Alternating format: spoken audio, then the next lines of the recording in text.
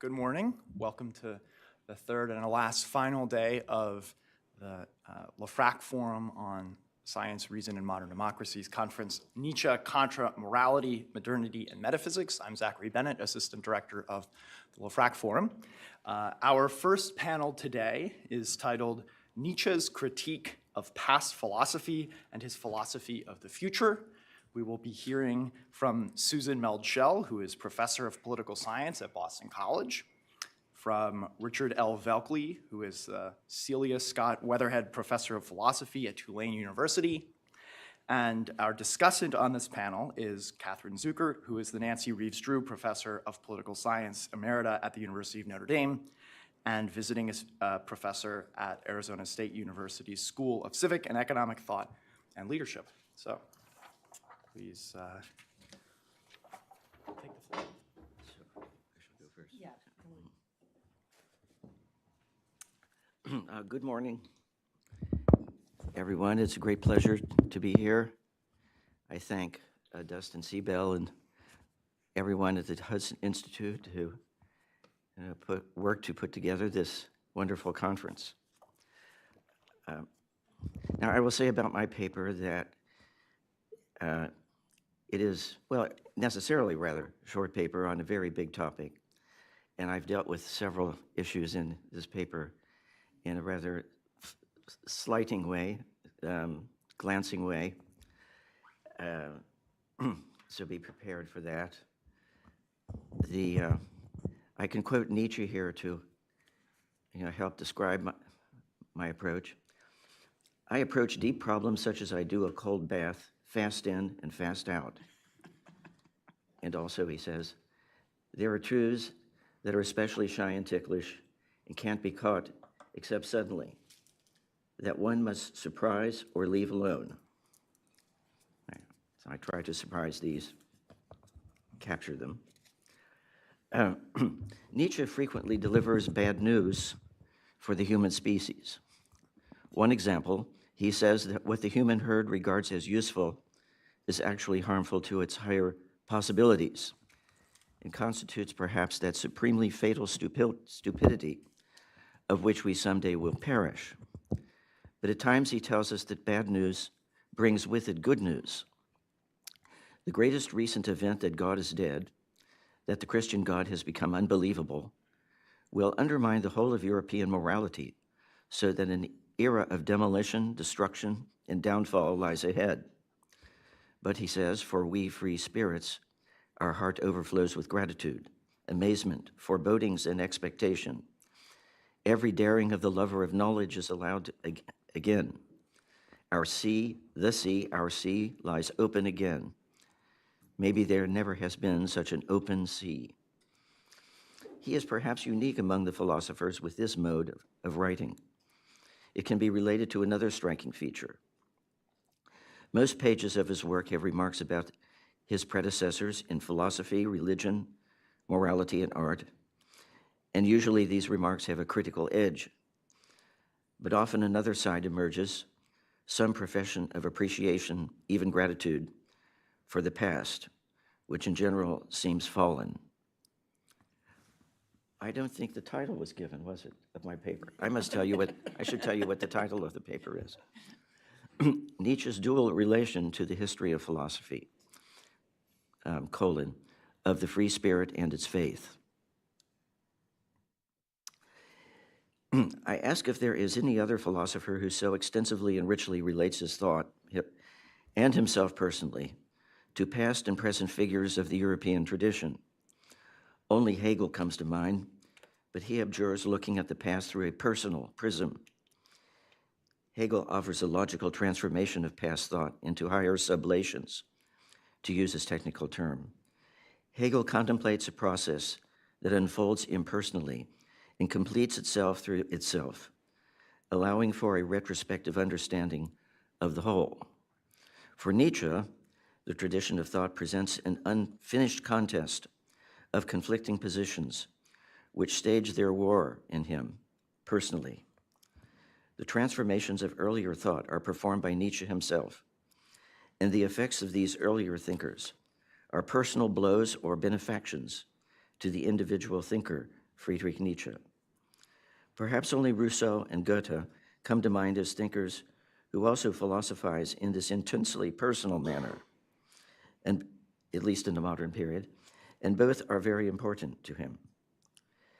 Nietzsche's way of philosophizing through engagement with the history of thought, of philosophy, religion, and so forth, as a set of personal relations with past thinkers, reminds one in some respects of Socratic dialogue.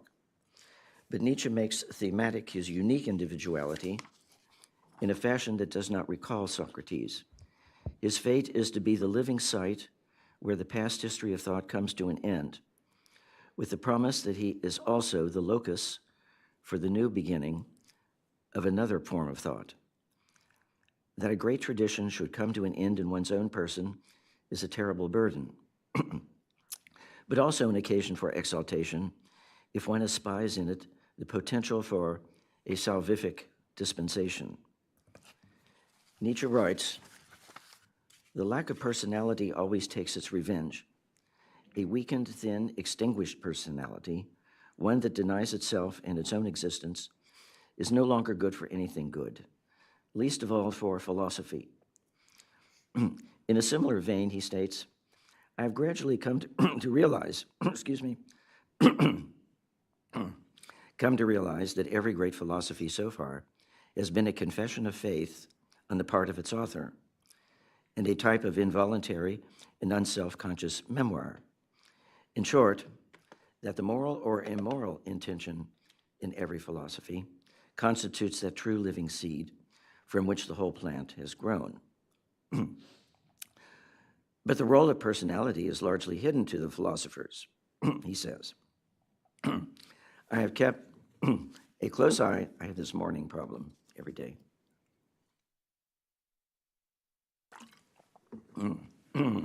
"I have kept a close eye on the philosophers and have read between the lines long enough to say to myself, the greatest part of conscious thought must still be attributed to instinctive activity."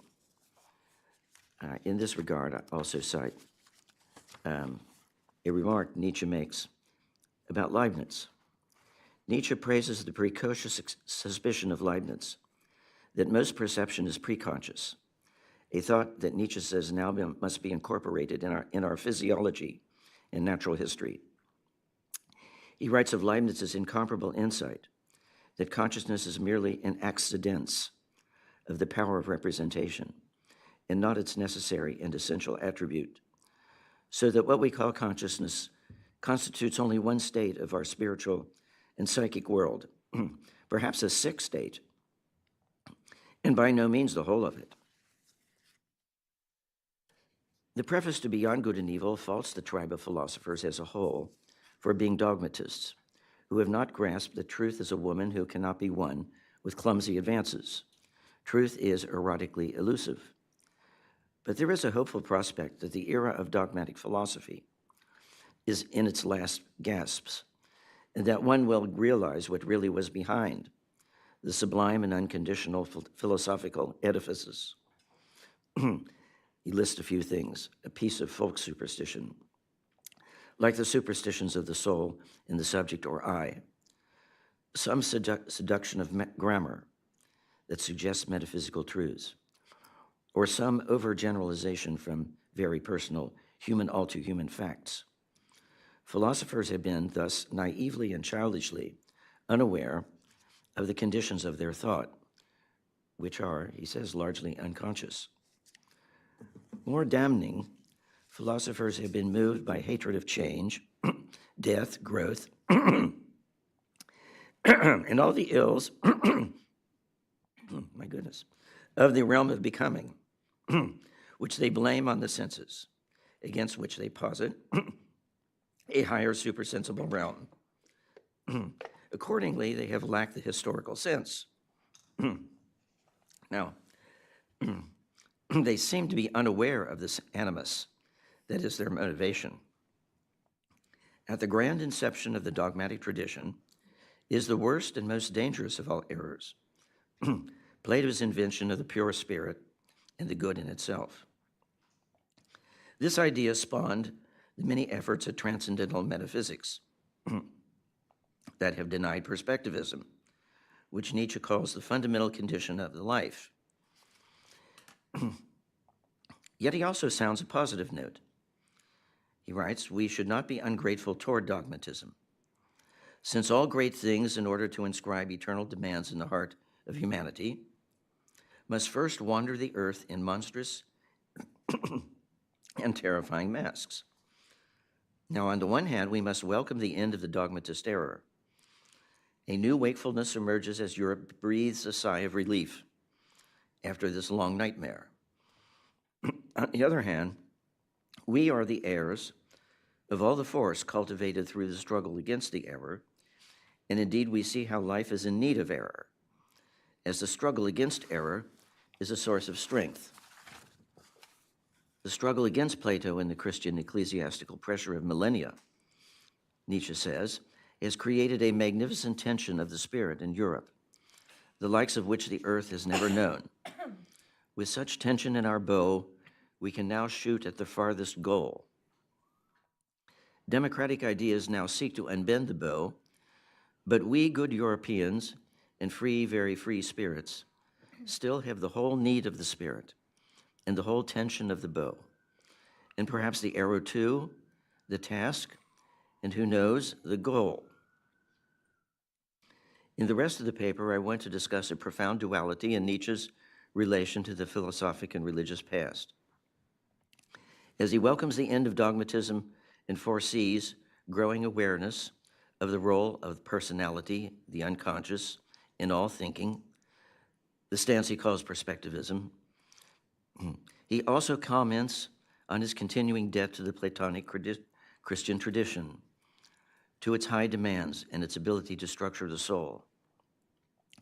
These two positions together shed light on his ambiguous language of faith, which he applies to the ideas of the free spirit as his most essential thought. Now, Nietzsche denies the validity of the distinctions between appearance and reality, or between error and truth, according to some of his famous declarations. And yet he continues to speak of error as when he claims that Plato stood truth on its head. Note that in the same passage he calls Plato the most beautiful outgrowth of antiquity. Clearly, beauty is compatible with error. Nietzsche considers erroneous any narrow perspective that considers itself a standard of certainty against which all thought, or indeed all being, must be judged. Whereas all human thinking is interpretation from limited perspectives, and the human intellect cannot avoid seeing itself under its perspectival forms, he adds, "Today we are at least far away from the ridiculous modesty of decreeing from our angle that perspectives are permitted only from that angle." Kant would seem to be especially the target of this remark. And in further comment, Nietzsche seems to open the door to boundlessly ambitious speculation. I quote, "Rather, the world has once again become infinite to us, insofar as we cannot reject the possibility that it includes infinite interpretations. Once again, the great shudder seizes us." But what he contrasts to the false modesty of decreeing the limit of the knowable is not a speculative grasp of the whole, but openness to the wealth of hidden thought and perception that can be explored in the vast preconscious realm that surrounds the tiny island of consciousness. This is not truth in itself in an older metaphysical sense, nor is it the unknowable thing in itself. It is unlimited inquiry that refuses to find grounds of certainty in any particular thought, faculty, feeling, or act of will.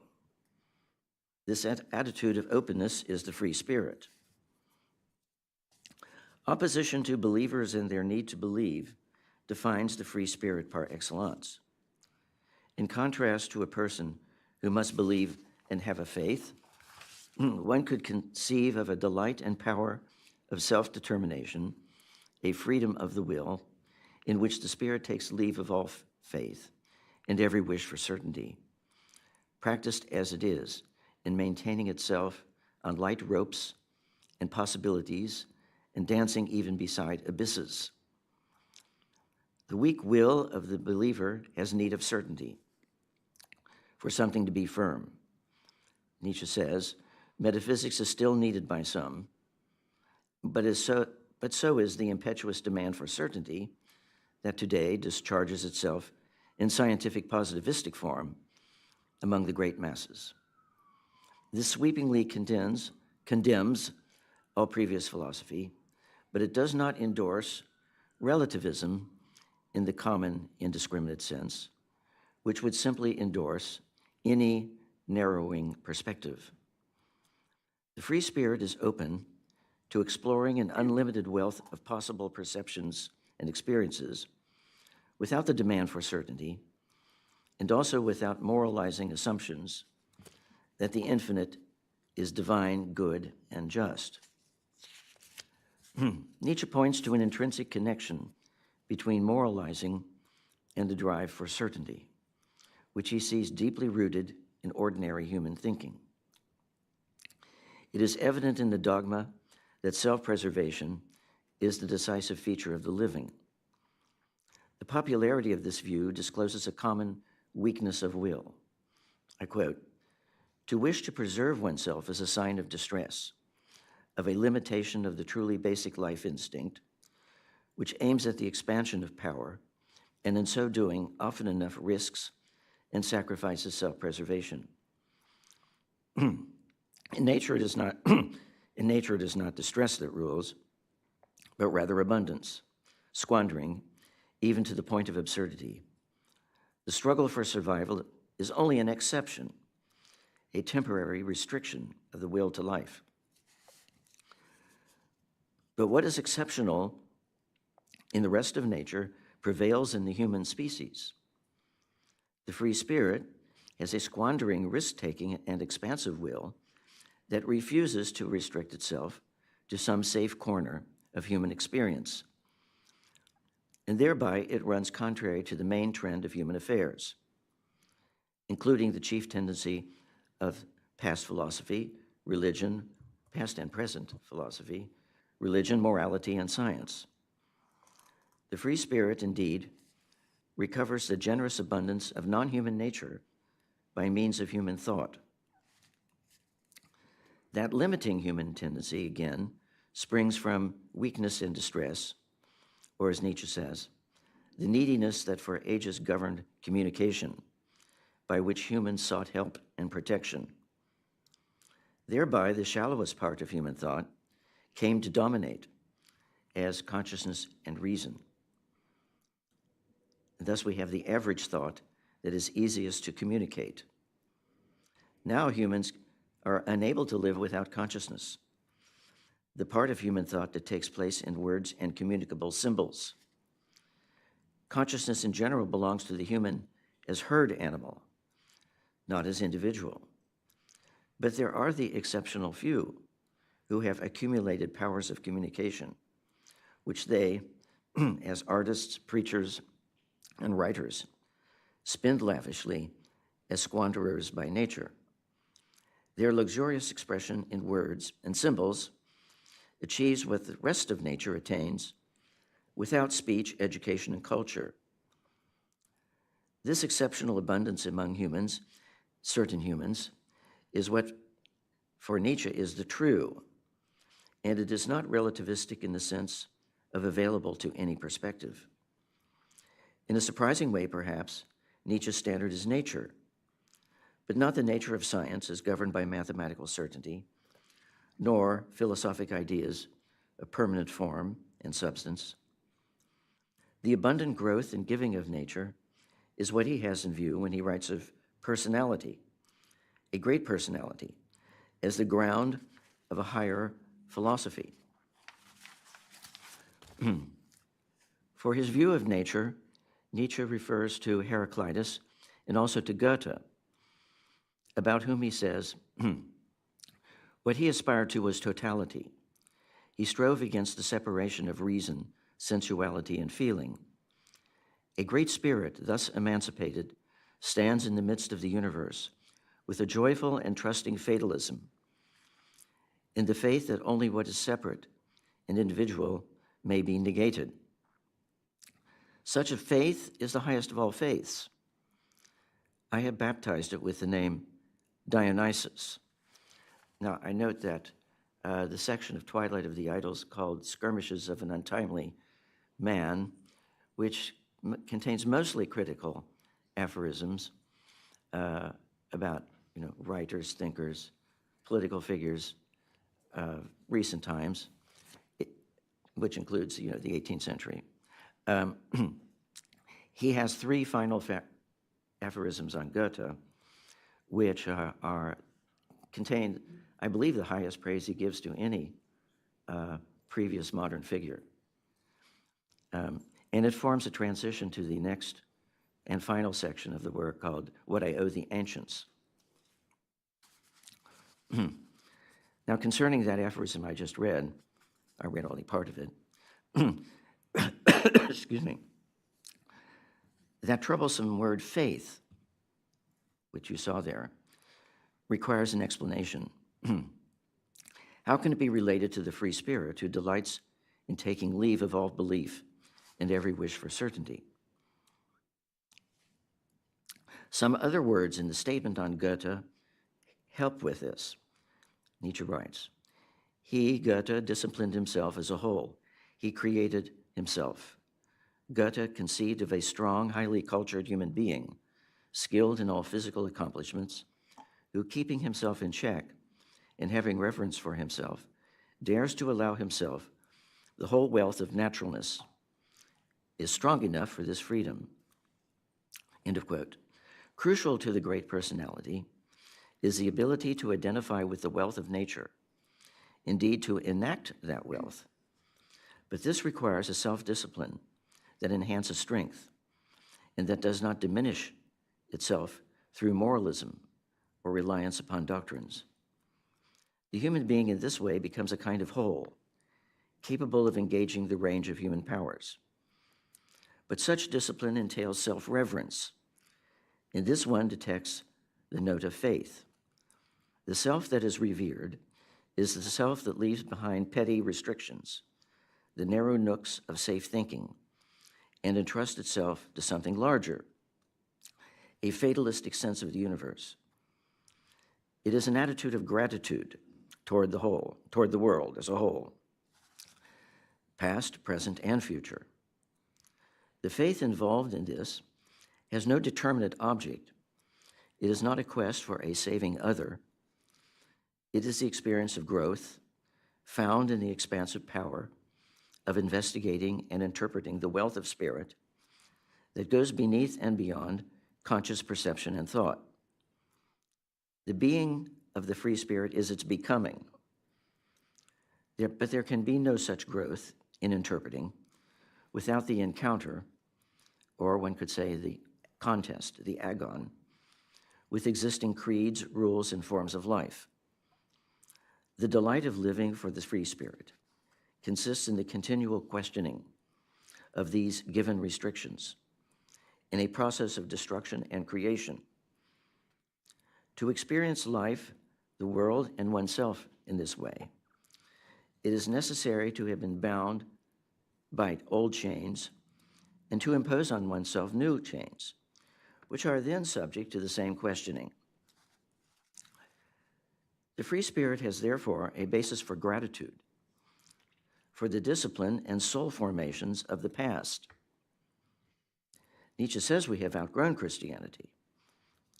I quote, because we have grown out of it, because our ancestors were Christians who were mercilessly upright.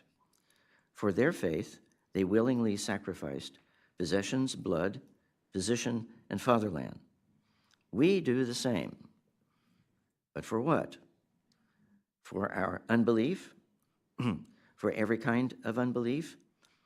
No, you know better than that, my friends.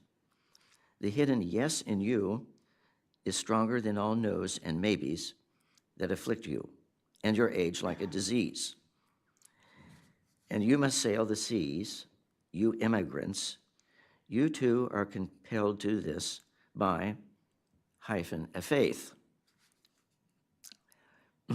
Christianity, seen as an offspring of Platonism, was a form of the ascetic ideal, an enslaving faith, whose hard discipline has been inherited as the tensed bow of the spirit in the new form of faith.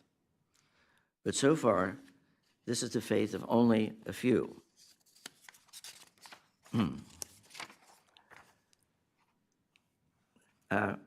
Now, I mentioned also an aphorism, another one from the Gay Science, entitled, "In What Way We Too Are Still Pious." Nietzsche writes, "Even we knowers of today, we godless anti-metaphysicians, still take our fire, too, from the flame lit by the 1,000-year-old faith, the Christian faith, which was also Plato's faith, that truth is divine." End quote. But the free spirit then steps forward and questions his faith. Nietzsche writes, "What if this were to become more and more difficult to believe? If nothing more were to turn out to be divine, except error, blindness, lie, if God himself were to turn out to be our largest lie?" Now, this suggests that a faith in the divinity of truth, or truth as transcendent deity, must be replaced by another faith, the self-reverence of the human explorer, of the inexhaustible wealth, of the unique self, whose body is the great reason and whose reason embraces everything, living within, beyond, and beyond the bounds of consciousness. I'll just take one moment to, do I have a bit of time? I happen to cut. You're fine. Yeah, take it. Well, You're free here. We're free spirits. yes, In this sense, at least. I just wanted to read an appropriate few lines from Zarathustra, from a section, the fourth speech in part one of Zarathustra, entitled "Of the Despisers of the Body." I'll read it first in German. "Leib bin ich und Seele, so redet das Kind. Und warum sollte man nicht wie die Kinder reden? Der Leib ist eine große Vernunft, eine Vielheit mit einem Sinne, ein Krieg und ein Frieden, eine Herde und ein Hirt. I'm skipping about. Es ist mehr Vernunft in deinem Leib als in deiner besten Weisheit. Und wer weiß denn, wozu dein Leib gerade deine beste Weisheit nötig hat?" Okay. And last, "Hinter deinen Gedanken und Gefühlen, mein Bruder, steht ein mächtiger Gebieter, ein unbekannter Weiser, der heißt selbst. In deinem Leibe wohnt er. Dein Leib ist er." I assume you all understood that. So, well, the key words, are Leib for body, and Nietzsche's claim that the body is a great reason, eine große Vernunft. Okay. And finally, just to give you a little more hint of what it was. And he says, "There is more reason in your body as in your best wisdom. And who then knows for what purpose your body actually has the need for its best wisdom?" Right. Now, I know this is only one moment in Nietzsche and only one perspective, and one can't somehow reduce everything in Nietzsche to such statements, but I think I'm giving them, though, some appropriate prominence, and I'll leave it at that.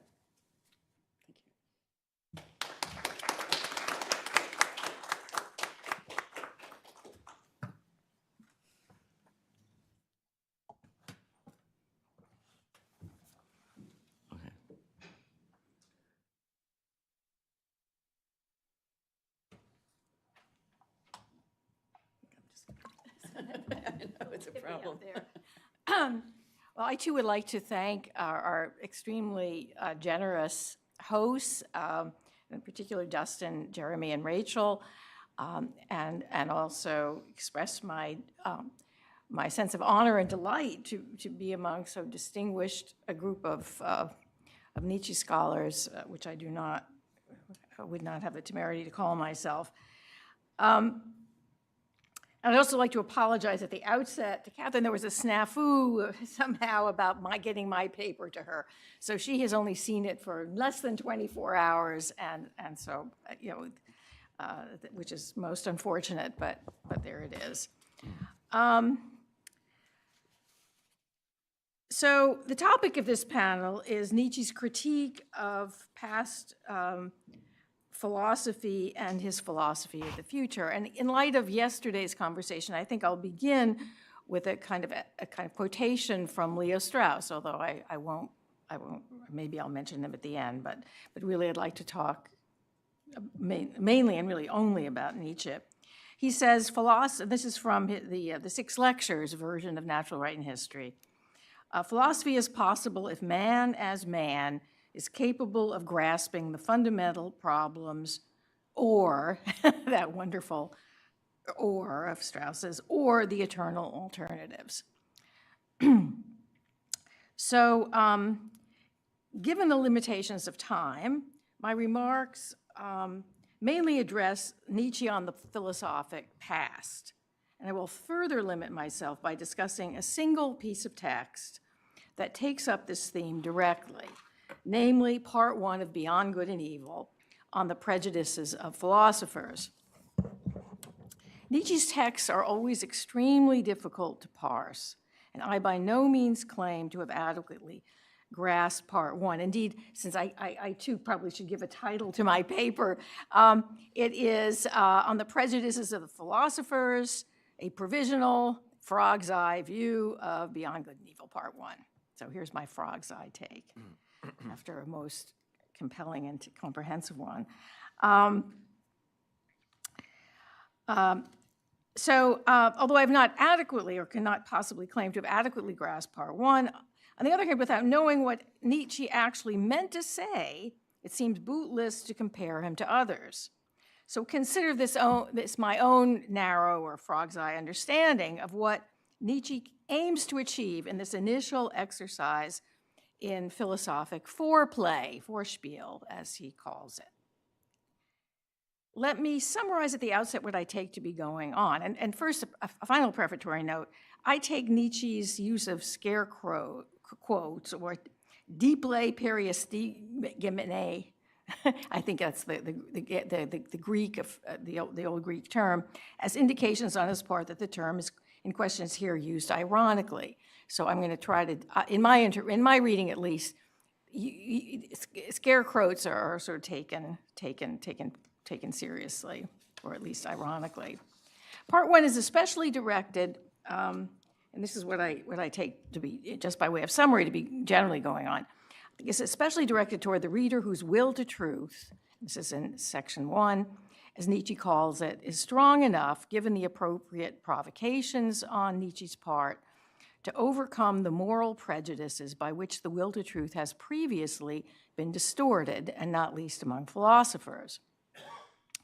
The most typical of these prejudices, he says, is that the good cannot originate in the bad, Schlimmeres, belief, that is to say, in the opposition of values. And I'm going to take that very, very much as a kind of defining or at least consistent theme that runs through Part 1. Gegensätze der Werte. This faith takes various forms: true versus false in section 2, conscious versus instinctive in section 3, real versus apparent in section 10, soul versus body, free versus unfree, just to name a few. Of these, the first, true versus false, is at least, I think for present purposes, perhaps the most fundamental, for it impedes the rank ordering of values that is, I think, a key to both to Nietzsche's perspectivism and to the accompanying attempt to overcome the morbid lassitude of late modernity. Perspectivism, as Nietzsche here presents it, or at least as I understand him to present it, replaces true and false with, metaphorically expressed, foreground and background, closer up and further out. The frog perspective and one that extends beyond it. In short, the narrower viewpoint and the more comprehensive. Accordingly, the sections of Part 1 can pass through ever more inclusive perspectival framings, Fassungen, beginning with that provided by the, quote, lines and fingers of past philosophers who sort of look out on the world like that, like painters, without noticing that the world, that there's a painter behind the, you know, what's being painted, so to speak, to the, quote, horizon of morals, unquote, section 19, with its accompanying schema of possible philosophies, to the, quote, morphology and doctrine of the development of the will to power that points beyond the continental, that is, historical and racial limits of present Indo-European thought. That's section 23. In short, Nietzsche proceeds outward and downward from ordinary moral experience to the general household of the soul, as he puts it, that underlies it, while signaling at the end toward an even more comprehensive general household of life. So I take the general household of life to be even more comprehensive than the specific general household of the soul, which he dwells on in most of Part 1. Now, I say here, Kant's. No, Nietzsche's. Not Kant's, Nietzsche's. Special target throughout is an atom of the soul, atomism of the soul, as Nietzsche puts it, that is not only more persistent and deeply entrenched than the material atom that modern physics long ago successfully refuted or disposed of. It is also more pernicious because it is rooted in the deepest wishes of the heart, sections 5 and 11, including that of the truth seeker himself, section 23. This atomism of the soul, particularly popularly manifest in Christianity, also affects the authors of the great philosophies, from Plato and the Stoics through Spinoza, Kant, and Schopenhauer. And the replacement of that atomism with a soul hypothesis, as Nietzsche puts it, of a different sort, requires a direct confrontation not only with concepts and beliefs like responsibility and free will, but also others like cause and effect, subject and object, that are less obviously moral, but perhaps no less dearly held. His adopted method is appropriated from modern science itself, here at least, the principle of universal doubt, so-called, and that of teleological parsimony. And I think he does this less out of fidelity to modern science as such, than in order to modify or defeat it by enlisting against it its own weapons. Let me then loosely sketch the steps as I see them by which Nietzsche tries to loosen the grip of belief in opposing values, both generally and in the specific cases that touch most directly on the soul atomism from which he would free us, or at least those of us willing to risk the attempt, despite how it might threaten the tranquility of our own psychic household. So first, I'm going to deal consecutively with the 23 sections, beginning with sections 1 through 3, which I've tentatively kind of call truth versus falsehood. He says, having looked long enough between the lines and fingers of the philosophers, and hence both from and beyond their own perspective, Nietzsche denies or behind their own perspective, and therefore more broadly, Nietzsche denies the opposition between consciousness and the instinctual, and hence the illusory self-mastery, Selbstherrlichkeit, involved in the movements of logic. Behind, hinter these are rather value estimations, Wertschätzungen, or physiological demands for the preservation of a certain way of life, Art von Leben, that might, as we, I think, led to infer, be superseded. Provisional conclusion that truth is worth more than, truth, and here truth in scare quotes, that truth is worth more than semblance might be merely a foreground estimation, he says in section 3. Okay, so moving on, sections 4 through 6. And obviously this is very cursory and much too quick, but what can you do? The value falsehood for life and the drive for knowledge. And here drive for knowledge is in scare quotes.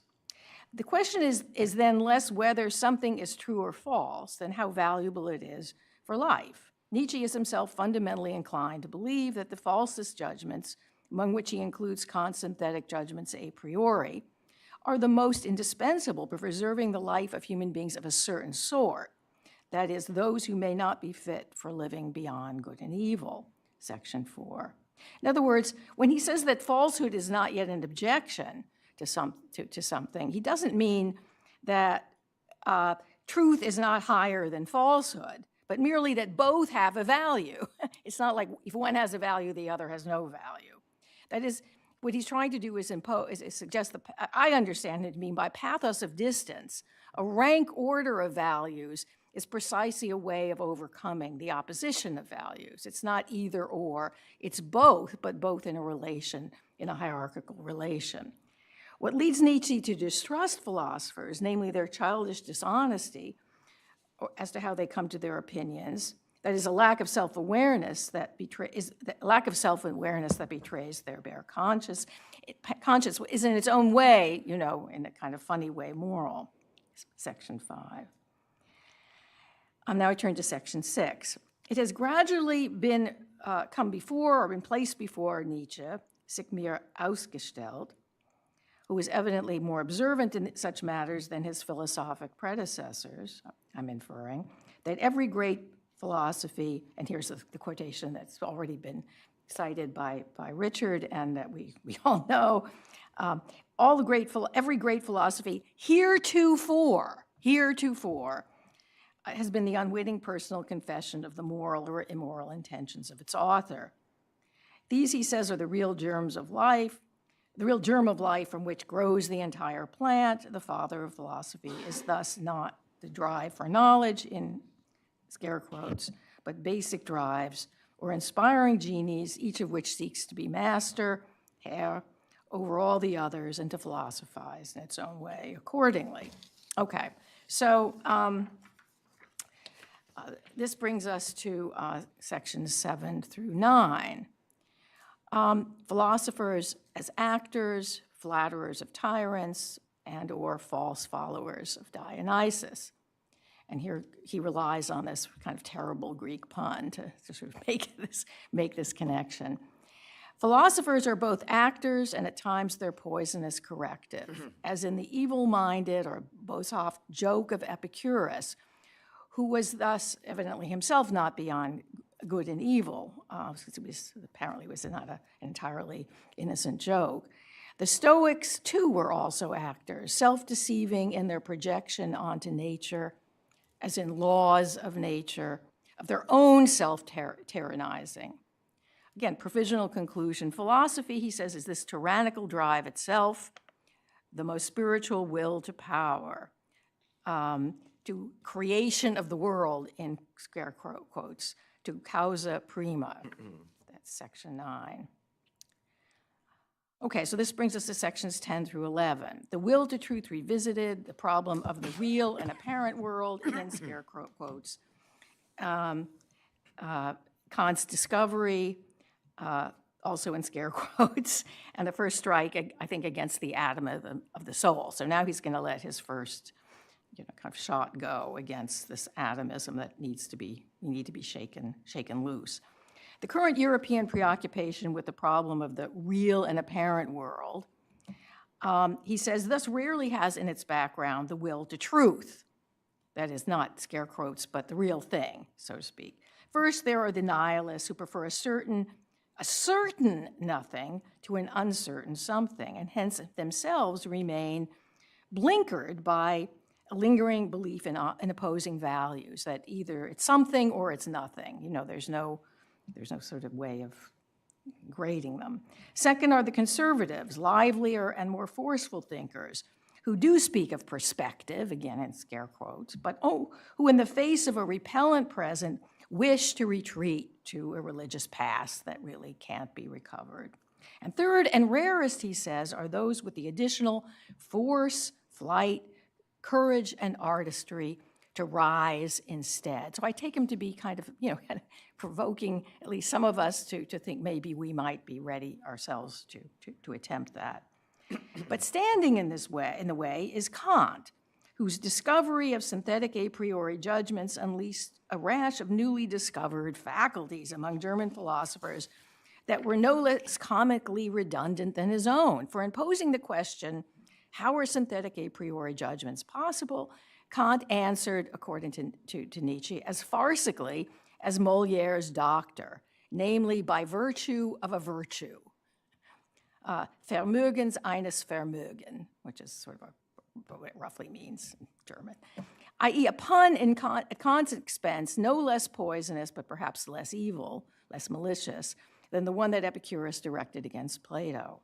For as Nietzsche himself adds, belief in such judgments is not only necessary, if only as a foreground belief and visual semblance, Augenscheins, in the perspective optics of life. It also served as an antidote or counterpoison, Gegengift, to the sensualism then still present, section 11. In other words, you need to believe it, but that doesn't mean that it's, it has a kind of value, but it doesn't have a superseding value to all other positions, far from it. Kant turns at last to declare war unto the death against the, quote, atomistic need, whose material version has long been refuted, but whose calamitous counterpart, namely the soul atomism that Christianity has taught best and longest, has proven more intransigent.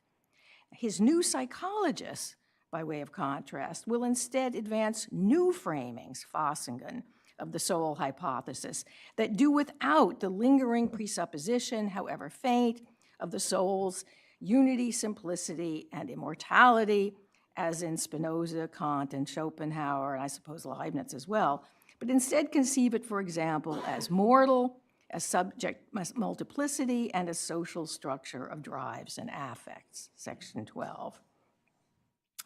Okay, sections 13 to 15, which I'm calling toward a new physiology,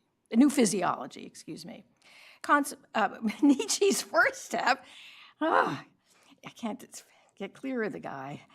Nietzsche's first step is to rescue physiology from its own, quote, superfluous teleological principle, namely the dispensable assumption of self-preservation as the cardinal instinct of an organic being. For something living, he says, seeks above all not to preserve itself, but to release, and Michael, of course, spoke kind of very eloquently about this yesterday, but to release, or literally let out, its force, Kraft, self-preservation being merely one of the indirect and frequent results. For life itself, Nietzsche adds, is will to power, Macht.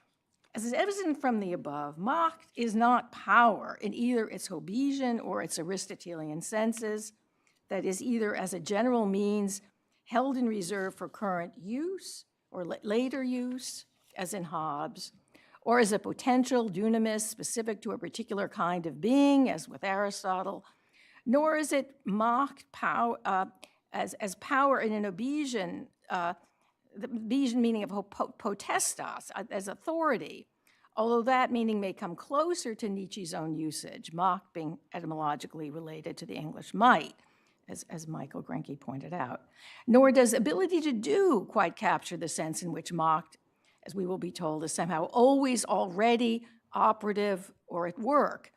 In any case, none of these standard meanings seems adequate to the provisional definition here provided, namely, mocked as a release of force that constitutes the cardinal aim of all things living, the will to power that evidently renders all other teleological principles superfluous is still something of a mystery.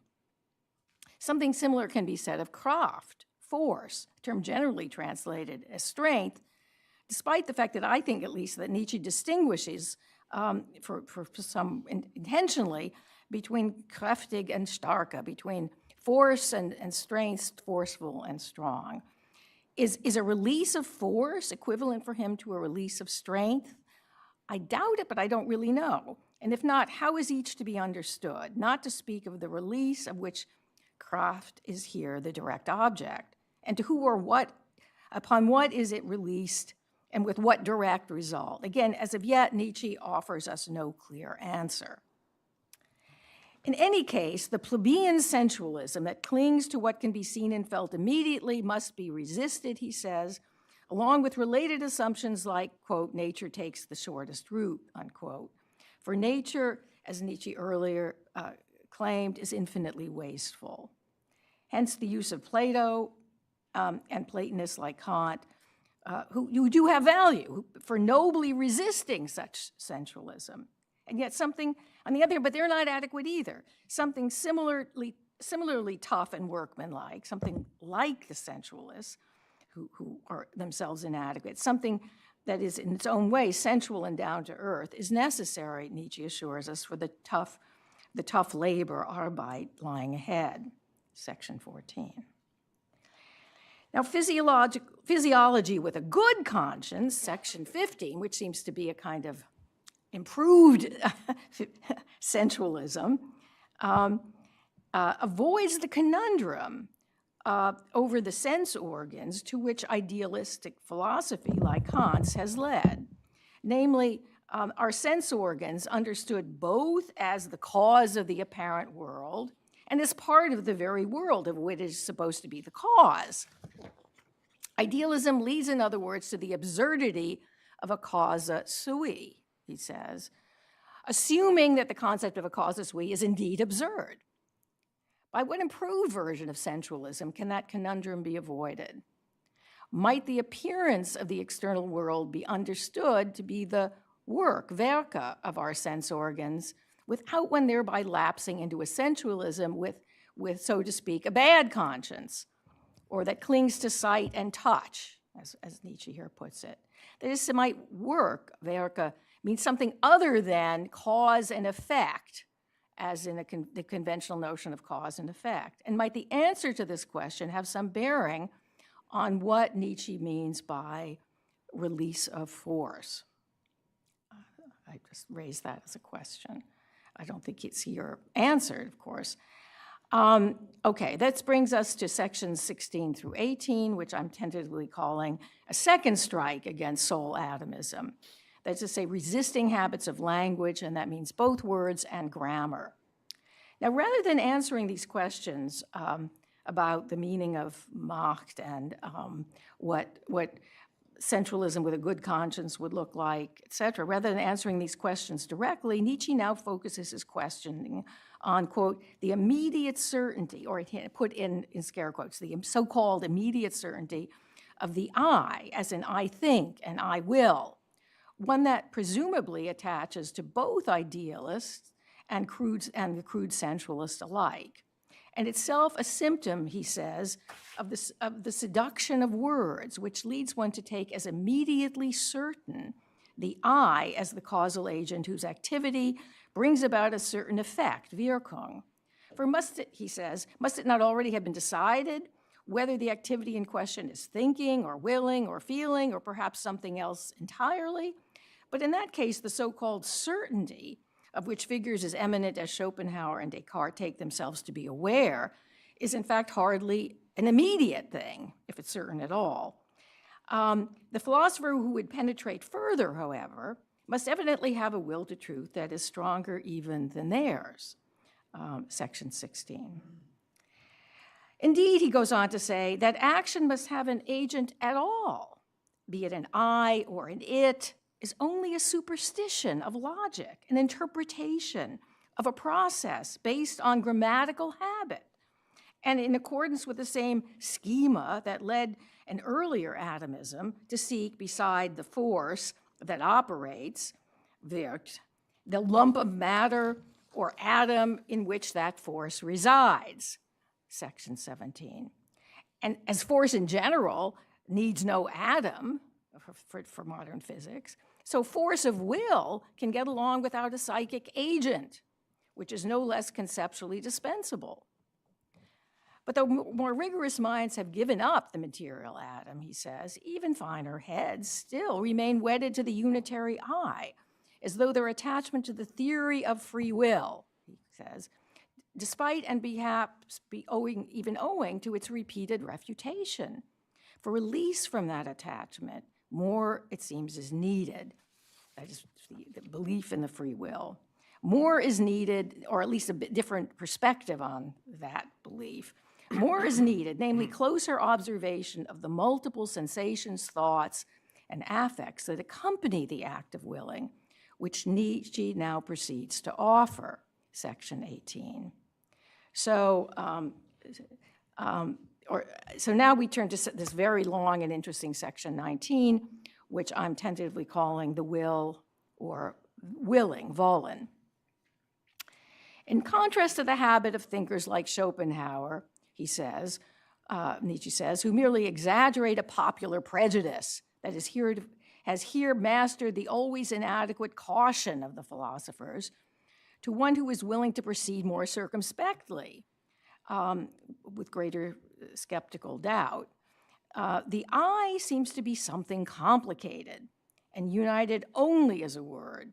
Nietzsche instead claims to observe first a plurality of sensations or feelings, Gefühlen, including a toward which and away from which, and also a certain muscular sensation that immediately accompanies them. That is a multitude of organic feelings that are simultaneously mental and physical. Second, he observes an act of will, Willensakte, as an inseparable commanding thought. But third, there is also inseparably the affect of the command, and the result is a definition of freedom of the will that is more circumspect and hence presumably superior or closer to the truth, closer in truth, namely, quote, freedom of the will as, I'm quoting now, the affect of superiority, Überlegenheit affect, over with respect to that which must obey. I am free, it must obey. And this might furnish a possible answer, or at least partial answer, to Catherine's worry about whether will to power isn't somehow so homogenizing that how could you have variety or diversity? And it seems as if what he's saying is that this phenomenon is itself inherently complex because there's always this command-obedient structure that defies any kind of unitary homogenizing collapse of the sort that one might be, presumably he would resist. So free will is generally understood as actually, and free will now in quotation, in scare quotes, so-called free will, as generally understood, is actually then a complex of sensations involving affects of command and obedience, along with, quote, inner certainty that one will be obeyed. But what is most strange, Nietzsche here avers, is how despite this complexity, the synthetic concept of the I, that is to say language or grammar, deceives us into a series of false conclusions and estimations of value, so that the one who wills, der Wollende, believes in good faith that willing suffices for action, i.e. that the will is free in just this sense. And so Nietzsche now offers an alternative account of how the I and related concept of a cause arises, namely through habitual expectation of obedience that accompanies this willing, and hence action, that a kind of habitual expectation that he says has been transposed into a feeling of necessity. But because willing usually doesn't happen unless the effect of the order, that is obedience to the action, is likely, the appearance has transposed itself into a sensation as if the necessity of the effect were here given. Now, this is a very complex alternative explanation of how we come by our impression that there is such a thing as free will, and there is something like free will, but it's not quite what we take it to be. Now, without entering further into the details of this rich physio-psychological account, I think one can say this much. First, that the concepts of cause and effect as a relation such the latter necessarily follows from the former, if that's what we mean by that, is merely an epiphenomenon of the process we call willing. Two, because the one willing believes with some degree of certainty that willing and action are one, he or it enjoys the pleasure that accompanies all success, in this case that of the command's executor, with whom the willer here identifies, a state that Nietzsche compares to that of a happy commonwealth, in which the ruling class identifies with the success of the whole. Three, freedom of the will, then, is not just a fiction, but a perspective, in its own froggish way truthful, on that complex condition in which the one who commands identifies at the same time with the executor, and thus enjoys the latter's triumph over obstacles, as Nietzsche puts it, and even judges himself to have overcome them. But fourth, in willing, then, as it seems, the master drives command underdrives, undersouls, whose obedience constitutes the action of the community, as Nietzsche presents it. And the willing is therefore pleasurably felt as the feeling of power, Machtgefühl.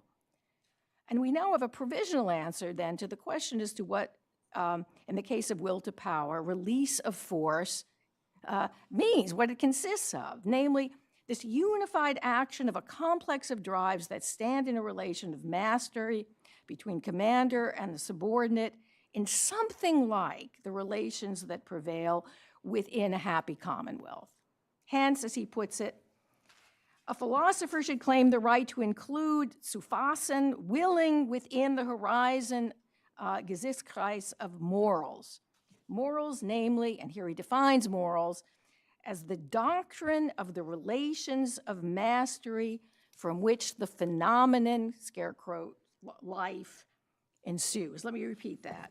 Morals here defined as the doctrine of the relations of mastery from which the phenomenon of life ensues.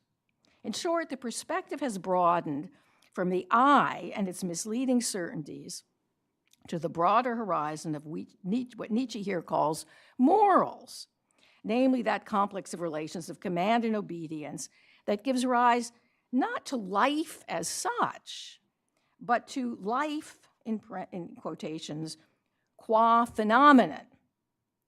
Not only does Nietzsche here use phenomenon as opposed to Erscheinung, appearance, and shine, semblance, so he seems to mean something specific by phenomenon, he also for the first time places life in quotation marks and in scare quotes, as if to indicate the distorting limitations of the moral horizon thus understood. It is tempting to conclude that it is not life as such, that is, will to power, as he previously stated, but only what appears to us as life from within the horizon of morals that is here invoked, a horizon itself arising, as we have been told, partly through the seductions of language, both words and grammar.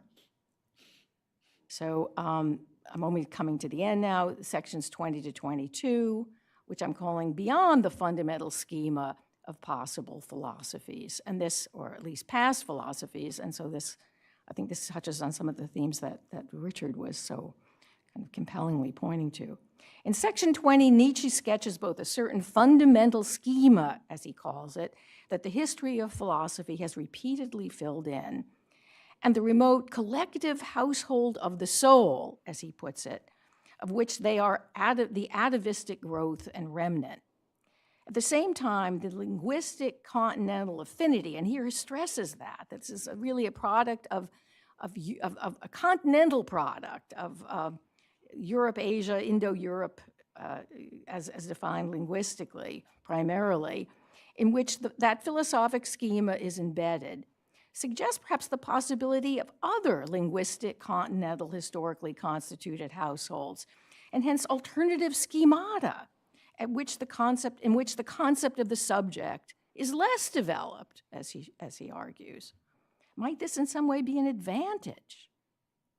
Section 21 returns to the concept of a causa sui, tracing its moral roots to its privileging either of the absolute responsibility or, by way of opposition, of its absolute denial. Such opposition, Nietzsche here suggests, is the basis of the modern scientist's reified notions of cause and effect and related affirmation of laws of nature that absolve the will of all responsibility, confirming an earlier suspicion raised in 22, that this is a kind of exercise in self-tyranny, not completely unrelated to the one that defined the Stoics or hampered the Stoics. Freedom and unfree are here only fancy words, he says, for strong and weak, which rightly understood reflect not opposition, but an ordering of rank. So free and unfree, it's not like we're free or we're unfree, it's that, again, this ordering of rank, that's important. Just as the opposition of true and false was earlier contrasted with the perspectival narrow versus more comprehensive. Instead, Nietzsche raises the possibility of interpreting nature without laws, and to do so with a vividness, he says, for which the term tyranny would be too mild. Such an interpretation would instead have a claim to power, Machtanspruch, that imposed itself so unconditionally that the final consequences followed at every moment and without the awkward gap between an habitual expectation and the sensation of necessity that is perhaps characteristic of the Indo-European philosophic mind. Such a general household of the soul would be even less subject to disunity than the aforementioned happy commonwealth, because it would be an absolute tyranny in which, in a way, there was just no gap at all between command and obedience. With a concomitant enhancement of the Machtgefühl, along with its own positive implications for philosophy and the will to truth. Indeed, the necessity in this case would be radically individualized, not arising from general laws, but rather from the lack of them.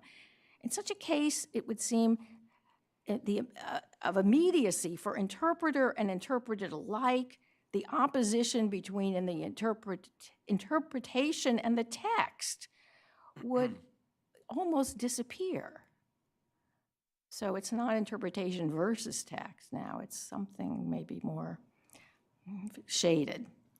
To be sure, that possibility, a possible interpretation, is itself here set forth in opposition to the present one, and hence may still fall prey to the opposition of values that constitutes the philosopher's typical prejudice.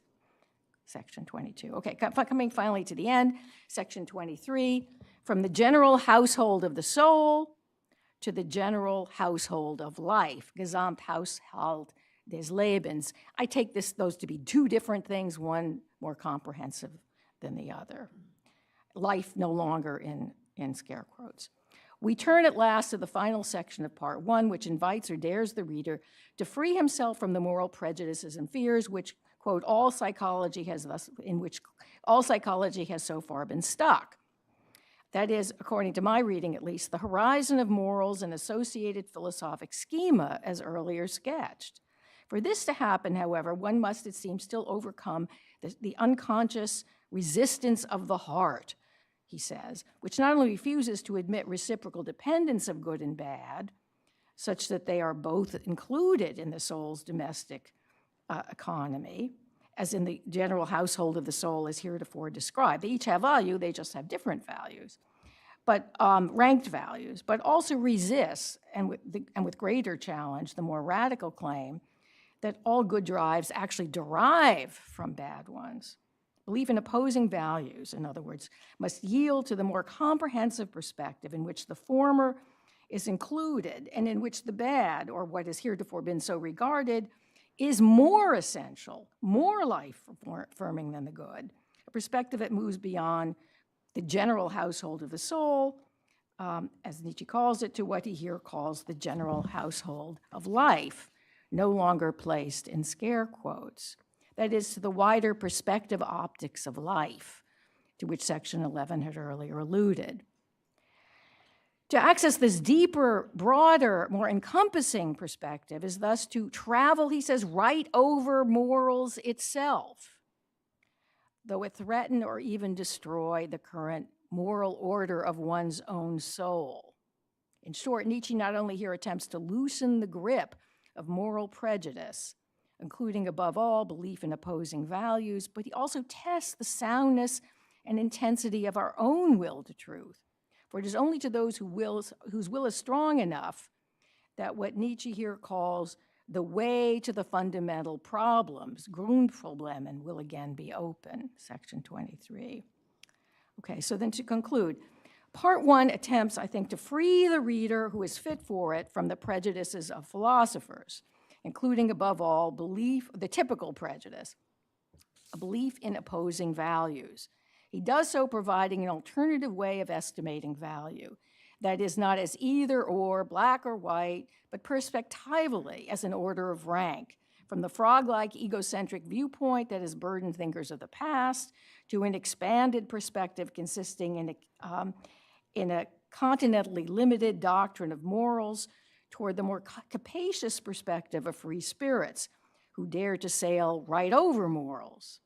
And he makes his account convincing by and to the extent that his accounts of familiar life phenomena like willing arouse doubts among those with a sufficiently strong will to truth as to the adequacy of previous philosophic certitudes. 4 final notes. These remarks are intended to suggest the degree to which Nietzsche's text can be read, so to speak, conventionally. That is, a unified argument, a series of cold plunges, to borrow Richard Velkley's quotation from his note, that makes claims on our own will to truth. Then as a kind of rhapsodic pastiche for which his writings are sometimes taken. At least in this section, he seems to be moving quite deliberately and step by step. I've tried to suggest, in other words, that Nietzsche here pursues a painstaking pedagogical strategy, preparing readers who are fit for it, that is, whose will to truth is sound enough to venture productively beyond good and evil for the book's remaining sections. 3 very brief additional remarks. Again, I've already spoken about how this might allay some of Catherine's worries about homogenization. Third, again, that admitting the value of falsehood is not to deny the higher value of truth. He says, that something is false is not in itself an objection to it, but that doesn't mean that, great, it's false. It means, no, it's part of the truth, of the larger truth. Fourth, and with regard to the predominant theme of this conference, namely, are Nietzsche and Plato or Strauss in fundamental agreement? And if so, concerning what? If Strauss is right, and philosophy is possible precisely and to the extent that man as man is capable of grasping the fundamental problems or the eternal alternatives, which is exactly the way Nietzsche himself ends section 23. He says it's only then, when we're free spirits who have sailed beyond morals, that the way to the fundamental problems will again be open. So they both use this term, fundamental problems. If Strauss is right, and philosophy is possible precisely to the extent that man is capable of grasping the fundamental problems, do all philosophers grasp or need to grasp these problems in the same way? So I'll leave it at that question.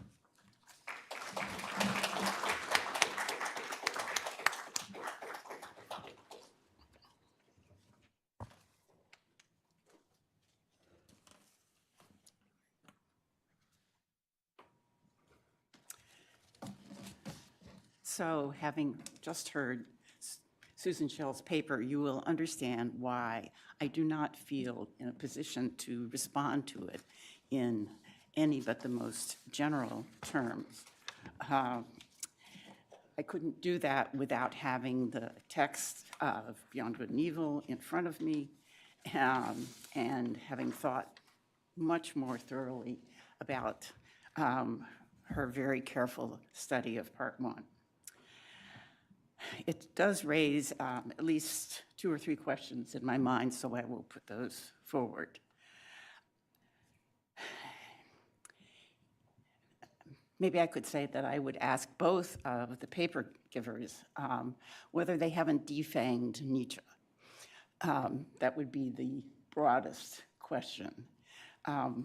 The narrower and perhaps more polite way of putting the question is, neither of you have commented on or quoted any of the dismissive remarks that Nietzsche regularly makes about previous philosophers. Richard does say that there is that possibility. And I guess more specifically even to Susan, why do you think that Nietzsche didn't present his thought in the consecutive argument that you have presented, but in the way, sort of the disjointed form that he did? And I ask that partly because the question of the relation between Nietzsche's style of writing and the differences among his works has been raised before, and that is, in fact, the subject of the beginning of Richard Velkley's paper. The second observation, which just occurred to me as Susan Schell was talking, that in the first part of Beyond Good and Evil, Nietzsche wants to have us get rid of the soul atomism. But he says, but the concept of the soul we don't have to get rid of. We just have to have a new one that has more parts. Well, all of us know the Republic, and all of us know that in what Socrates says is granted an inadequate account of the soul, and which isn't the same as it is in the Timaeus, Plato has the soul have many parts. So that would seem that Plato is not subject to the prejudice, at least that prejudice, of philosophers. Moreover, well, Plato actually never, in the dialogues, raises the question, what is soul?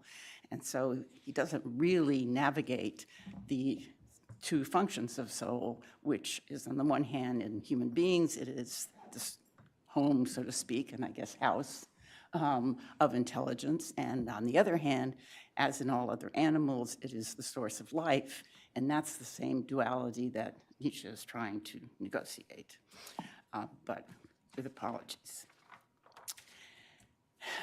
More prepared and somewhat more considered remarks.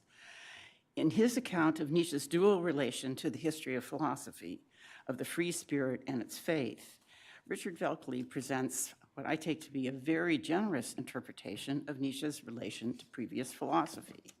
And I do not want to quarrel with generosity, which I take to be a virtue, and especially in Richard's emphasis on the dual relation Nietzsche has to previous philosophy, and I would add religion, both of criticism and of appreciation.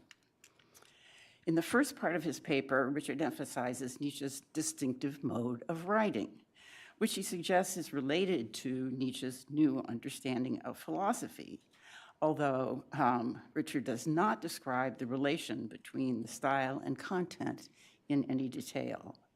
I would just notice that in Ecce Homo, Nietzsche attributes the unprecedented variety of styles at which he writes to the multiplicity of oppositions or dualities his thought encompasses without homogenizing or destroying them. There's always, Susan Schell has noted, at least in my mind, this problem in Nietzsche of the relation between unity and plurality. But in any case, I don't think Nietzsche sees just one opposition. The difference that Richard emphasizes between Nietzsche's presentation of his relation to previous philosophy and that of other philosophers is that Nietzsche experiences that history as a conflict of conflicting positions within himself. And there, I think Richard correctly summarizes the reason Nietzsche concludes his last autobiographical work with a chapter entitled Why I Am a Destiny. Could comment on the comedy of that. In any case, that I think Richard is correct when he says, Nietzsche's fate is to be the living site where the past history of thought comes to an end, with the promise that he is also the locus, and I would add perhaps, for the new beginning of another form of thought. But questions. Richard quotes in his paper from The Gay Science and Beyond Good and Evil to show that Nietzsche claims to have discovered that all previous philosophers were giving the same kind of personal statement of faith, no less than he is. But they didn't know it. Unlike Nietzsche, they didn't recognize the unconscious sources, with the exception of Leibniz, of their own thought in old folk superstitions like the soul and the subject or I. That's one option. If they don't do that, it's because they base their thought on an overgeneralization from very personal, human, all too human facts, which led them to look away from this, the only real, sensible, concrete, and corporeal world by projecting another world of ideals or idols. It is, of course, true that in the preface to Beyond Good and Evil, Nietzsche urges his readers not to be ungrateful to the dogmatism rooted in Plato's invention of the pure spirit or mind and good in itself. Because, I quote, we are all heirs of all the force cultivated through the struggle against this error, which will now enable us to shoot at the farthest goals. But I've already been predicted, I would ask, well, so what is this force? Is it the will to power, which Nietzsche declares is also an interpretation? Or why does Richard Velkley identify Nietzsche with the free spirit, the subject of part 2 of Beyond Good and Evil, as well as the intended audience of his earlier critique of all past dogmas or idols in Human, All Too Human? Do you think, Richard, that Nietzsche is simply calling for a philosophy of the future, but not trying to practice it himself? Moreover, why do you take Nietzsche's personalistic and dualistic view of the history of philosophy primarily from The Gay Science, which he did write along with The Dawn, was his favorite work because it was the most personal? But, and maybe this your final reading from the German of this book, Zarathustra, is a kind of response to this. But Nietzsche proclaimed this, spoke Zarathustra, to be his best work. Shouldn't we then take that to be exemplary? And in Homo, Nietzsche identifies himself at times with Zarathustra, who does not want believers to follow him. And he explains that he chose the name of a historical individual who created the most calamitous error in morality and who consequently must also be the first to recognize it.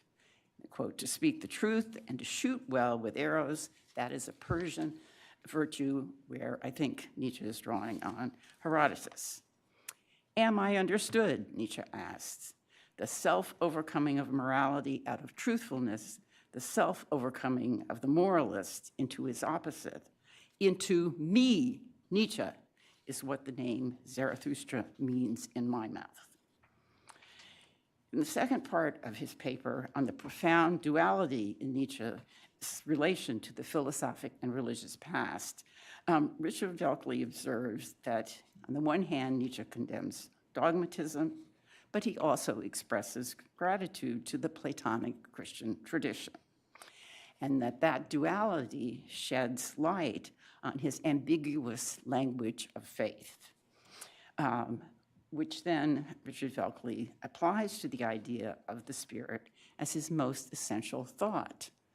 But not surprisingly, I suppose, my question is the free spirit, which opens up an infinity of possible interpretations by negating all past ideals and idols, or the Dionysian affirmation of continuous creation and destruction, which is Nietzsche's most essential thought? Or is his most essential thought the eternal return, or will to power? Or how do we understand these different characterizations of his most essential thought? It is, of course, a very good question to ask why Nietzsche, who explicitly characterizes himself as the immoralist and uses that term provocatively to involve two negations. First, of the type of man who has so far been considered supreme, the good, the benevolent, etc. And second, as we have also heard, the type of morality that has become predominant as morality itself, namely Christian morality. How does he declare that he has a different faith? As Nietzsche presents them, both nature and history are characterized by directionless, meaningless change. That is a terrible truth, which entails complete nihilism. That is, finding a total lack of purpose or meaning in life or death. But Nietzsche also thinks or hopes that this terrible truth can become the source of complete affirmation embodied in a human individual who redeems both nature and history. That is, who redeems a past we cannot change by declaring that his life, he himself, as a result of that past, is worthwhile, even if his own existence as a mortal is transitory, because others can come and create meaning for themselves after him. Nietzsche declares this as a faith, I think, because he sees no necessity that such a sovereign individual or individuals will arise. He predicts that there will be centuries of terrible wars as a result of the discovery of this terrible truth and resistance to it.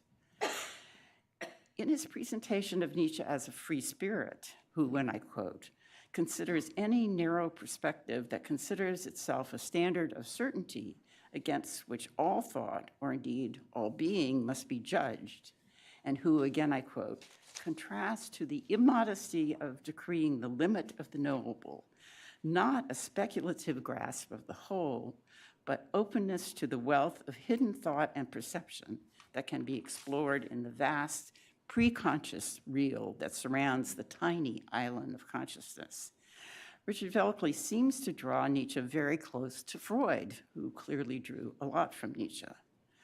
But more problematic in my mind is that it seems to me he neglects Nietzsche's emphasis on the terrible effects of the truth he has discovered and the dangerous character of philosophy. Infinite openness and comprehensive embrace of the whole with all its variety and differences seem pretty gentle. And Nietzsche declares in Ecce Homo, he has always gotten along with everyone. But in light of the hierarchy of individuals who philosophize personally that Nietzsche draws in his early essay on Schopenhauer's Educator, in ascending order, Rousseau, Goethe, Schopenhauer, who was, according to Nietzsche's later statement, a stand-in for the young Nietzsche. I'm forced to wonder whether Nietzsche can be taken to represent what Nietzsche hopes for.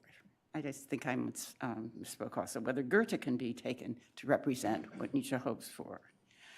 In his early essay, Nietzsche praises the comprehensive character of Goethe's understanding and life, but I seem to have lost my last page.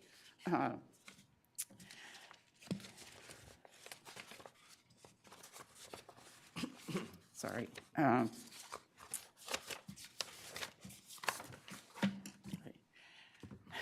But I don't think he sees Goethe as pointing to anything beyond Goethe in the future.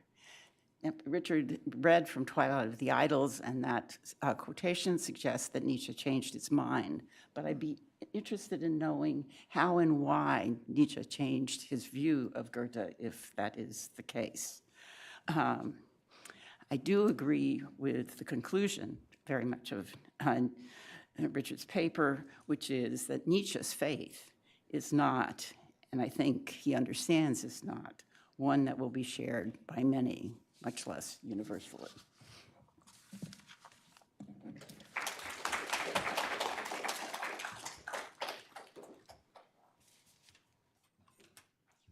Do you want to go first? Really? You have more to say. That's what you think. Okay. I've already shot my wad. I see. Well, I have a couple of things, but you go ahead, there's more. okay. Well, yes, I'm not sure I caught all of your points. I was trying to take careful notes about them. And thank you for, your appreciative reading of what I did and thoughtful, consideration of it. And I think you at least partially agree with it. All right. Now, I'm trying to look for the actual questions. I was taking notes just about what you were saying, and it included some things that were. So why identify Nietzsche with the free spirit particularly, and then why take your understanding of Nietzsche primarily from his most personal works rather than the work that he declared was his best? Oh, yes. Well, let me address that textual point right away. Most of these. Oh, you can't hear me? Oh, yes, sorry. Yes, I'll address that textual question first. I have several citations from the fifth book of Gay Science, right? The fifth book, which has the subtitle, the title for that book, We Fearless Ones, and it was published after Zarathustra, together with a new preface in the second edition. And the fifth book then is appearing between Beyond Good and Evil and the Genealogy of Morals, and it's contemporary with the thoughts of those works, and reflects lines of thinking that you find in the writing after Zarathustra. So I don't think you should say that these thoughts I am citing are only belonging to the first four books, which he calls his most personal writing. Of course, the theme of the personal, the centrality of the personal is still maintained, that theme itself, in these post-Zarathustra writings. For a few of my quotations were from Beyond Good and Evil on that point. But you'll notice, if you look at the number of quotations I have from Gay Science, they're all in the 300s, because they're coming from book 5. Right, book 5. And yes, so I think that, it partially addresses your question as to whether I'm focusing on something that's not truly his mature thought. That isn't your point, maybe. Well, no, okay, I think I may suffer from a more conventional understanding, but it seems to me that the human all to human is addressed to the free spirits. And the free spirit is the second section of Beyond Good and Evil, after he's talked about the prejudices of the philosophers. So I take the free spirit as one who discovers the terrible truth, but for Nietzsche, there's a step beyond that. Well, yeah, that's a very complicated subject. I don't have a complete answer to that. He does speak of the free spirit as venturing outward in at least two aphorisms, venturing outward into new seas, So the focus of the free spirit is not solely upon the present. It is on this venture outward, and Nietzsche calls upon those who he hopes will be companions in doing this. So I'm not sure there is some absolute distinction between free spirit and philosopher of the future. I mean, he does say in one of these gay science aphorisms, we at the present, where we are becoming aware of the death of God, are able to think this thought without worry about ourselves, for we're not experiencing any immediate harmful consequences from it. And he then says, you know, humanity in the future now is going to face consequences that we, at the moment, we knowers who are appreciating the importance of this are not experiencing. So that suggests a distinction between a certain freedom, perhaps a certain ease relatively that the Nietzschean sort of knower or free spirit can have now, that in the future there will be grave questions that higher human beings may have to address simply because of drastic effects upon humans as a whole when they come to these realizations he speaks of, the very notion that logic is only a kind of appearance or foreground estimate of things, a new evaluation of reason. And that is all I can say at the moment about that. I mean, and then when he speaks of these free spirits venturing outward, he speaks of a kind of faith that one must have. And I understand that with the help of that comment about Goethe, that one has to have a certain reverence for oneself in undertaking this risk, this venture of unprecedented thinking, right? It requires above all a kind of faith in oneself as being able to undertake this, as having the strength of doing so, and having the strength of venturing out into more comprehensive understandings than have ever been undertaken before, because past philosophy, in his account, has been limited to what Susan helpfully brings out in Beyond Good and Evil's language, foreground estimates, or the distinction between surface and depth, which is Nietzsche's way now of reinterpreting error and truth, or appearance and reality. That is, instead of the opposition, instead of the dichotomy, there is rather the attempt to acquire a grasp of the totality of life within which you have the distinctions between what is foreground, what is background, between what is superficial and what is deep, right? And the free spirit is able to question everything that comes forward as only a foreground estimate or something that appears to be a certainty on which one can ground oneself. And one has to see that there is a deeper background, that which you can sometimes call life, that we seek to understand as well as we can.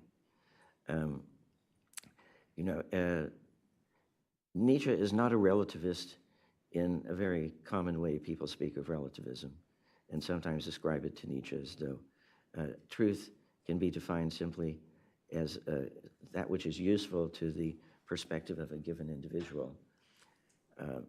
Nietzsche does have a conception of philosophy as a kind of wisdom, as attaining or seeking to attain, because it's never fully attained, comprehensive understanding, that is, to take into account as much as one can as an individual, as many possible views on matters, or as many possible perspectives on matters. Now, he does stress the individual as the center, as it were, for that activity. That is to say, the individual is having a certain position in space and in time, and having a body cannot be extracted or abstracted from the activity of knowing. And as such an individual, one is an heir of all of the past that has constituted oneself, or crucially helped to constitute oneself. And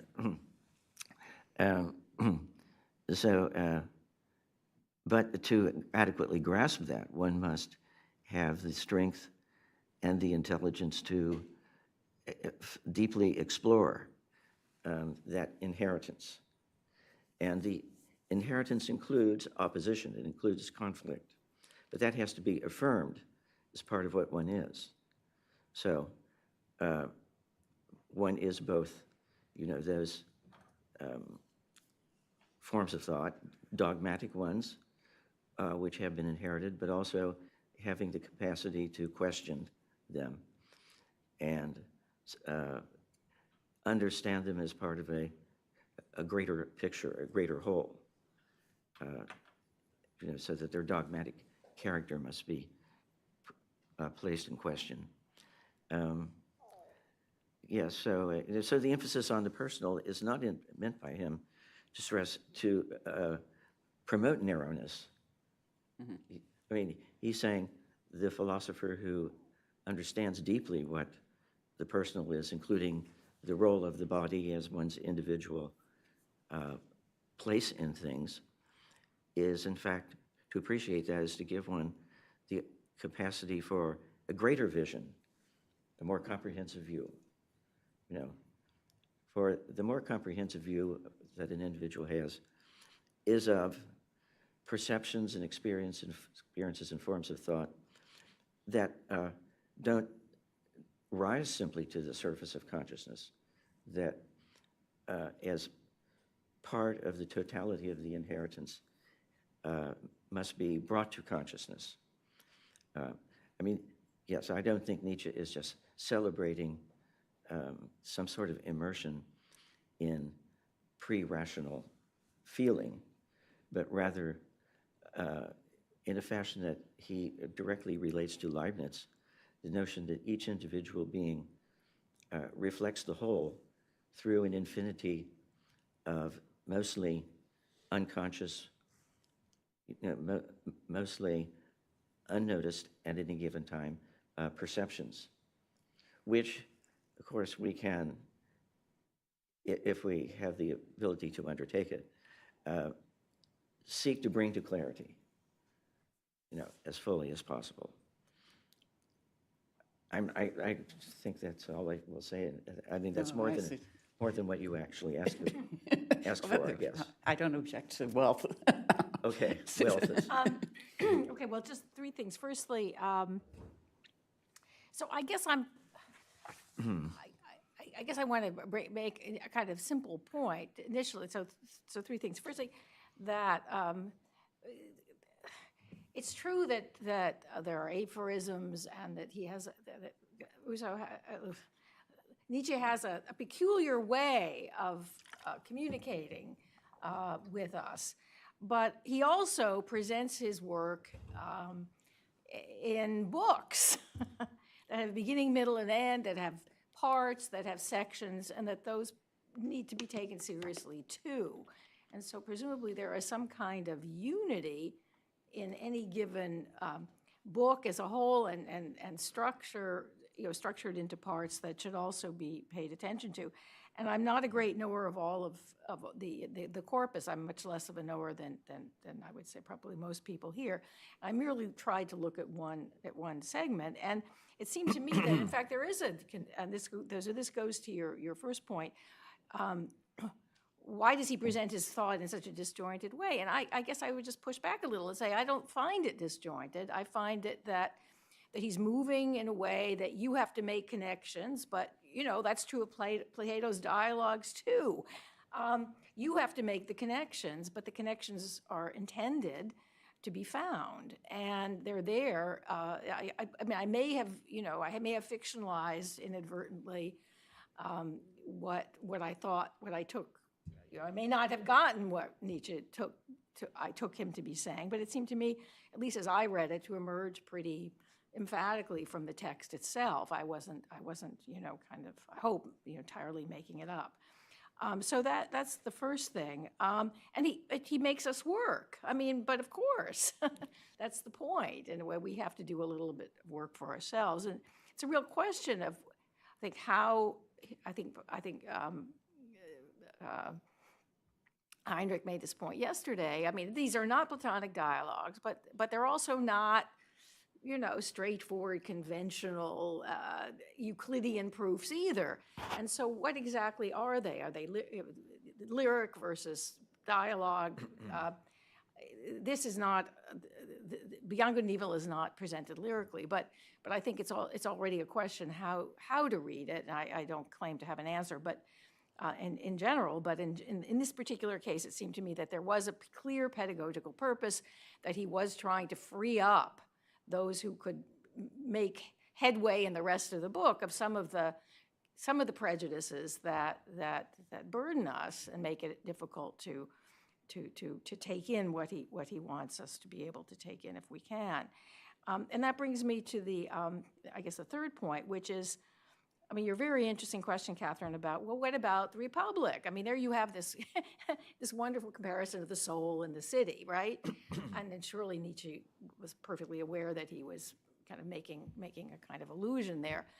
I think Nietzsche's problem with Plato here is that, in a way, from Nietzsche's point of view, at least as presented in this part, and he may have other things to say elsewhere, but in this particular part of Beyond Good and Evil, that there's the unity of the soul is taken for granted by Plato. The principle of unity, the wholeness. I mean, how it's whole, how it fits together. Yeah, but it's a whole. It's a thing. That's whole. It's never questioned, and that needs to be questioned. Is it a whole? How is it a whole? It's a hypothesis for Nietzsche. It's not a fact, and maybe it is for Plato as well, but it may be not brought out, you know, with the sufficient clarity from Nietzsche's point of view. So I do want to also push back a little bit against at least the possibility that no, Nietzsche really does disagree with Plato in some very basic ways, which doesn't mean that there aren't, you know, huge areas of agreement. So I'm not quite sure what you mean by domesticating Nietzsche, because I mean, to call into question cause and effect, the soul and so forth, as you understood, and to make, in a way, philosophy dependent on language, to suggest that we have to get beyond the limitations of grammar, strikes me as perhaps, I mean, pointing toward someone like Heidegger and away from the kind of Platonic orientation. So I think there is still there's room for radicality in Nietzsche, despite these very great areas of agreement, as signaled by his own claim that, in a way, the goal, the target here, is the fundamental problems, as it apparently also was for Strauss. So, or to uncover them. So I think I would leave it at that. Jeff, I guess. We have, unfortunately, very little time for Q&A. We're supposed to be finishing at 10:30. We can go a bit past, but we don't want to go too far past. So maybe just a question or two, perhaps. Thanks. This was a fantastically rich panel.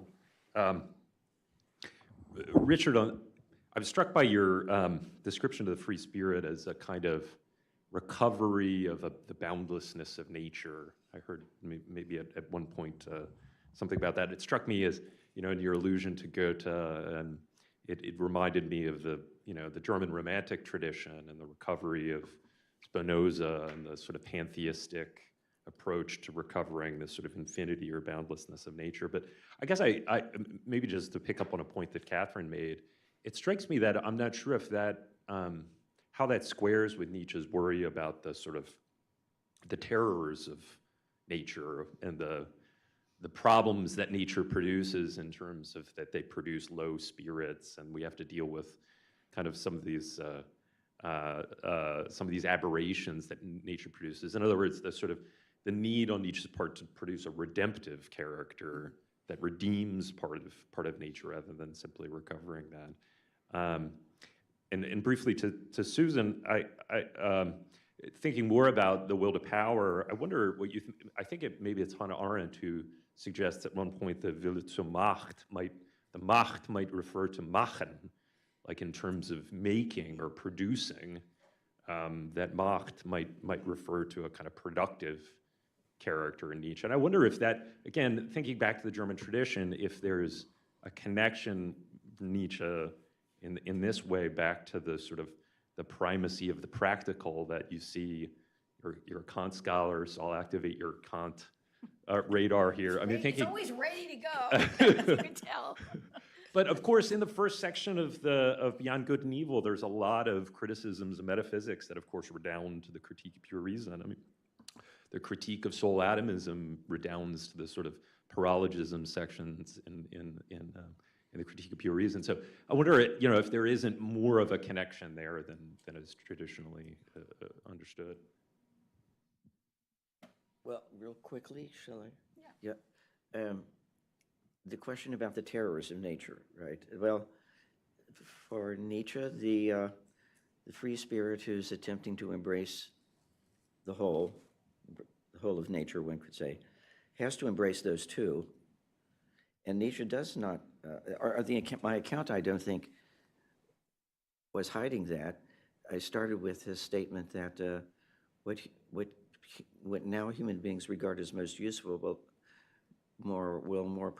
most probably lead to their destruction.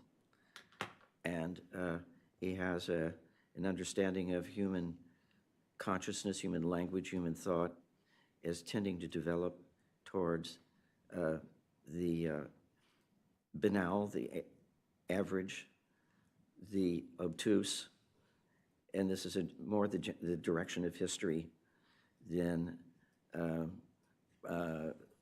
progress, on the part of most human beings. So he is certainly talking about some rather terrible thoughts that, the higher spirit needs to include in his understanding of things and still affirm his way of life, his existence as a thinker. For his way of life is involved in the embracing of the whole to the extent that he can do that. Is that addressing your question at all? Oh, Jeff, could you repeat your first question? I got so preoccupied. Oh, is that? What do you make of Macht and Machen? Oh, okay, Machen? good, great. So, good, I have a chance once again to attack Hannah Arendt. Well, again, I am no German scholar, to say the least, but I did look up the etymology of Macht and Machen, and apparently there's no relation, at least etymologically, in the German language. So one can make the pun, but it doesn't have the kind of depth that it might if there were that etymological root. So I always say, oh yeah, Mach, but at least etymologically, there isn't apparently a link. So I would kind of maybe not go there right away.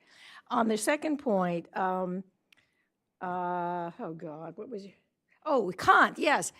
I think Kant is all over section 1, part 1, as signaled by the centrality of this transcendental, the synthetic judgments a priori and how much prominence they're given. There are all kinds of illusions. When I first started to write this paper, I thought it was going to be about, Kant and Nietzsche, but there seemed to be so much else going on that seemed to be too frog-like, even for the likes of me. So I didn't stress that, but you're absolutely right that Kant's laying out of the schemata as the presupposition of objective experience and the way that he does, the way that he questions the unity of the soul and the tradition of soul talk and philosophy and metaphysics. For Nietzsche, it's a kind of, kind of anticipation, but it doesn't go nearly far enough. And so I would say he's going beyond Kant, but with Kant very much in mind. So I agree, Kant is one of the targets and one of the inspirations for his argument. One more question. Let's try to wrap up though by about 10:40. I have a question for Richard about the free spirit. I think I just would point out in section 44 of Beyond Good and Evil, when Nietzsche talks about the philosophers of the future, he does say they will be free, very free spirits, but also something more. And I wonder about what's maybe the limitation or the lack of the free spirit. And maybe I just ask about section 105 of Beyond Good and Evil, where Nietzsche describes what he calls the unfreedom of the free spirits. And he puts it in terms of they're in a misunderstanding of the church, and that the fact that they tend to object or take more offense at pious frauds than they do to other lies. I mean, in the latter case, isn't he talking about free spirit, not as he means it in a philosophically deep way, but free spirit as it was generally understood and had become understood in modernity. You know, the free thinkers who reject the church, who reject tradition, right? Who present themselves as the most advanced thinkers, the avant-garde free thinkers. That's not his understanding of what a free spirit is. All right, I think that's. I think we have to. I think assert that. Now, on the question of the something more that the free spirits will have to do, that is also indicated by that aphorism I mentioned in the 5th book of the Gay Science, where he says, when he's mentioning the death of God, it says, we at the present time are not immediately affected by this. I'm sorry, I just have the translation here, but I can find the aphorism. I'd like to have just his language for that, because it relates very much to your question. He says, he speaks of, we who see this a great event, the death of God, he says, we firstlings and premature births of the next century, to whom the shadows that must soon envelop Europe really should have become apparent by now. Why is it that even we look forward to this darkening without any genuine involvement, and above all, without worry and fear for ourselves? Are we perhaps still not too influenced by the most immediate consequences of the events? And these immediate consequences, the consequences for ourselves, are the opposite of what one might expect, not at all sad and gloomy, but much more like a new and barely describable type of light, happiness, relief, amusement, encouragement, and dawn. Indeed, at hearing the news that the old God is dead, we philosophers and free spirits, which he seems to be putting in apposition there, we philosophers and free spirits feel illuminated by a new dawn. And then he goes on to speak about, venturing out into our sea, a sea that lies open again.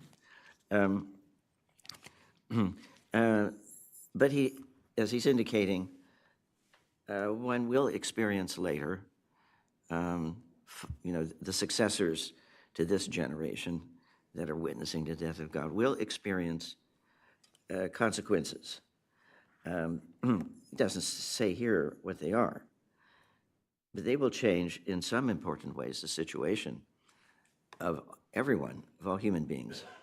I'm not sure that Nietzsche says specifically what free spirits at that time will face as a new task.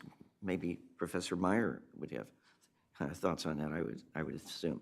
But, but nevertheless, he does speak of some dire things that one may have to face in the future, that future generations of human beings will have to somehow incorporate the new insights.